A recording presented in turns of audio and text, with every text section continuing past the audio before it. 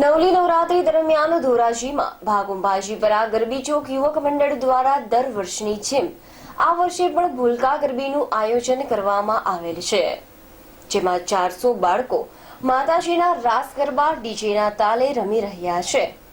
ઈશ્વર સ્વરૂપ આ બાળકો પોતાની આવડત અનુસાર માતાજીના ગરબા લઈ રહ્યા છે।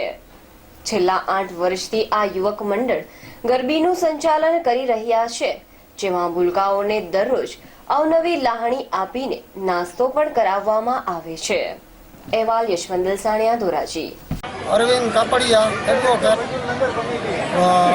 ભાગુંબાજીપરા ગરબી ચોક યુવક મંડળ આયોજિત ભૂલકા ગરબીનું અમે યુવક મંડળ સંચાલન કરીએ છીએ। આ ગરબી ગોંડલ સ્ટેટના વખતથી અવિરત સતત ચાલુ રહેલ છે અને છેલ્લા 8 વર્ષથી અમે અહીંયા ભૂલકા ગરબીનું આયોજન કરીએ છીએ। અમારી ગરબીમાં 300 ભૂલકાઓ નાના મોટા માતાજીના ગરબે ઘૂમે છે। ભૂલકાઓને દરરોજ અવનવી નાણીનું વિતરણ કરવામાં આવે છે, રોજ અલગ અલગ નાસ્તાનું આયોજન કરવામાં આવે છે અને છેલ્લે દિવસે શૈક્ષણિક કીટનું વિતરણ કરવામાં આવે છે। કેટલી સંખ્યા છે? 300।